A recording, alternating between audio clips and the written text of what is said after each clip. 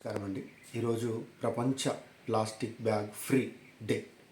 So మరి మనం ప్రతి సంవత్సరం ఈ రకంగా ప్లాస్టిక్ బ్యాగ్ ఫ్రీ డే అని చెప్పి ఆ రోజు నాడు చాలా ఆర్టికల్స్ వస్తూ ఉంటాయి. ప్రజలు కూడా సామాజిక మాధ్యమాలలో ఫార్వర్డ్ చేస్తూ ఉంటారు, చేతి సంచి వాడి పర్యావరణానికి మేలు చేద్దామని.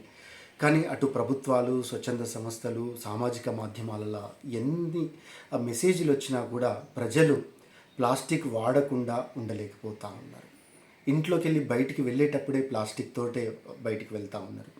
మరి ఈ రకంగా ప్లాస్టిక్ ఉపయోగించడం వల్ల మానవ మనుగడతో పాటు సకల జీవచర రాశుల మనుగడ ప్రశ్నార్థకమవుతూ ఉంది. అదేవిధంగా 2050 సంవత్సరం నాటికి సముద్రంలో చేపల కంటే ఎక్కువగా ప్లాస్టిక్ బ్యాగులు ఉంటాయని చెప్పేసి సైంటిస్టులు చెబుతూ ఉన్నారు. 2050 దాకా కూడా అవసరం లేదు, ఇప్పుడే సముద్రాలలో ఎక్కువ ప్లాస్టిక్ వ్యర్థాలు కనపడతా ఉన్నాయి. మరి దీనికి పరిష్కారాలు లేవా అంటే ఉన్నాయి. మరి ప్రతి వ్యక్తి కూడా తను ఇంట్లో నుంచి బయలుదేరేటప్పుడే ఒక సంచి వెంట పెట్టుకోవడం వారు విధిగా అలవాటు చేసుకోవాలి. అదేవిధంగా సంచితో పాటు వాటర్ బాటిల్ కూడా, జనరల్గా మనం వెళ్ళగానే నీరు బాగా దప్పికేస్తూ ఉంటుంది కాబట్టి ఒక 20 రూపాయలు పెట్టి వాటర్ బాటిల్ కొని అక్కడ పడేస్తూ ఉంటాం. అలా కాకుండా ప్రతి ఒక్కరు ఇంటి నుంచి వెళ్ళేటప్పుడు ఒక ప్లేట్, వాటర్ బాటిల్, వీలైతే కప్పు, స్పూన్ కూడా వెంట తీసుకొని వెళ్ళేటటువంటి ప్రయత్నం చేయాలి.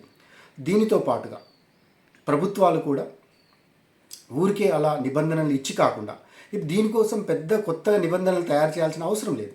ఇప్పటికే ప్రభుత్వ నిబంధనలు చాలా పేపర్ మీద ఉన్నాయి. వాటిని అమలు పరిచేటటువంటి ప్రయత్నం ప్రభుత్వాలు చేయాలి.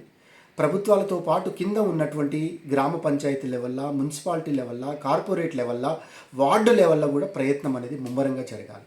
మనం చూస్తూ ఉంటాం ప్రతి ఫంక్షన్ హాల్లో రోజు దాదాపుగా 1000-2000 మంది భోజనాలు చేస్తూ ఉంటారు. ప్రతి ఒక్కరు కూడా సింగిల్ యూజ్ ప్లాస్టిక్ డిస్పోజల్ ప్లేట్లలో భోజనం చేస్తూ ఉన్నారు. నా అంచనా ప్రకారంగా ప్రతిరోజు 4 కోట్ల భోజన ప్లేట్లని ప్రజలు భోజనం చేసి పడేస్తూ ఉన్నారు. మరి చాలా సోషల్ మీడియాలో కూడా వైరల్ అవుతూ ఉన్నాయి. ఆ ప్లాస్టిక్ ప్లేట్లలో భోజనం చేయడం వల్ల క్యాన్సర్ కారకం అయి అది ఎక్కడికంటే మొన్ననే మనం చూసాము. సో ఉత్పత్తి అంటే సంతానోత్పత్తి కూడా తగ్గుతున్నది. వీర్య కణాలలో కూడా ప్లాస్టిక్ కణాలు చొచ్చుకపోయినాయి అని చెప్పేసి శాస్త్రవేత్తలు చెబుతూ ఉన్నారు. అంతకుముందు అయితే రక్తంలో కూడా ప్లాస్టిక్, మైక్రో ప్లాస్టిక్ ఉంది అని చెప్పేసి చెబుతూ ఉన్నారు. సో కాబట్టి ప్రజలందరూ కూడా స్వతహాగా, ఎందుకంటే self discipline is the most important.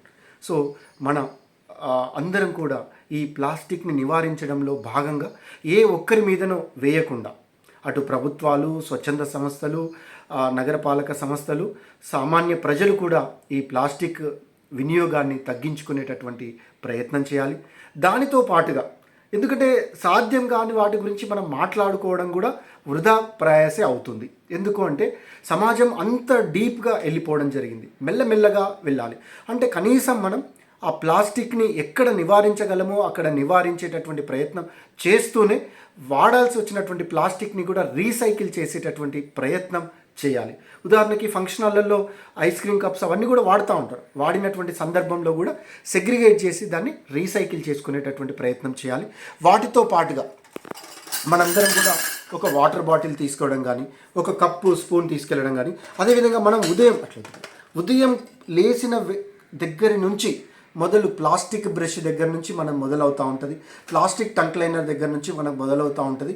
అక్కడ ఇది మీరు చూడొచ్చు, వెదురు బ్రష్తో చేసినటువంటి బ్రష్, అదేవిధంగా వెదురుతో తయారు చేసినటువంటి టంక్ క్లీనర్, అదేవిధంగా ఒక steel water bottle, steel glass, steel plate, అట్లే పేపర్ బ్యాగ్స్, ఇట్లా అనేక రకాలైనటువంటి పర్యావరణానికి, ప్రకృతికి మేలు చేసేటటువంటి సింగిల్ యూజ్ ప్లాస్టిక్ ఆల్టర్నేట్ కూడా రావడం జరిగింది. నేను ఈ మధ్య తెలంగాణ ప్రభుత్వం మహిళా శక్తి క్యాంటీన్స్ అని ఓపెన్ చేస్తూ ఉన్నారు. మహిళా శక్తి క్యాంటీన్స్ ద్వారా కూడా ఆ మహిళ ఉపాధి కావాలి. ఎందుకంటే మనం ఒక పర్యావరణాన్ని దృష్టిలో పెట్టుకున్నట్లయితే వాటిని మళ్ళీ మన ఉపాధి మీద ఇబ్బందులు తలెత్తుతూ ఉంటాయి. కాబట్టి మనకు ఉపాధి దొరకాలి, అదేవిధంగా అభివృద్ధి కూడా జరగాలి. కాబట్టి దీనినే ఐక్యరాజ్య సమితి సుస్థిర అభివృద్ధి అనడం జరిగింది.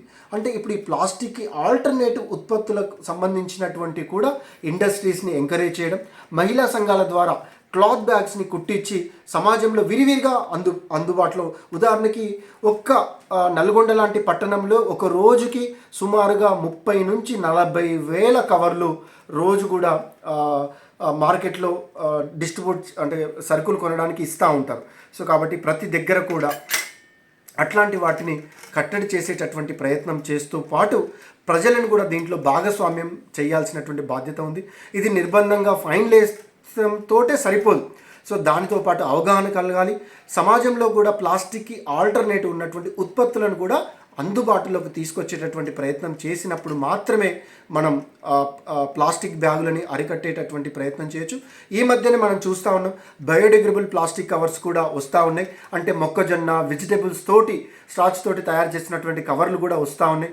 ఇప్పటికే కొన్ని దేవస్థానాలు ప్రసాదాలను వాటిలో డిస్ట్రిబ్యూట్ చేయడం జరుగుతూ ఉంది. సో కాబట్టి మనందరం దీంట్లో చాలా క్యాన్సర్ కారకమైనటువంటివి వస్తూ ఉన్నాయి.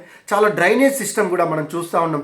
వర్షాకాలంలో భారీ వర్షాలు కురిసినప్పుడు నాలాల దగ్గర ప్లాస్టిక్ కవర్లు జామ్ అయిపోయి చాలా అంతరాయాలు ఏర్పడతా ఉన్నాయి. కాబట్టి సో వీటన్నిటిని మనం అరికట్టాలి సమర్థవంతంగా. అంటే ప్రజలు, ప్రభుత్వాలు, స్వచ్ఛంద సంస్థలు అందరూ కూడా భాగస్వామ్యంతోటే ఈ ప్లాస్టిక్ని నివారించేటటువంటి ప్రయత్నం చేయొచ్చని సామాన్యుడిగా నా అభిప్రాయాన్ని తెలియజేస్తాను. ధన్యవాదాలు.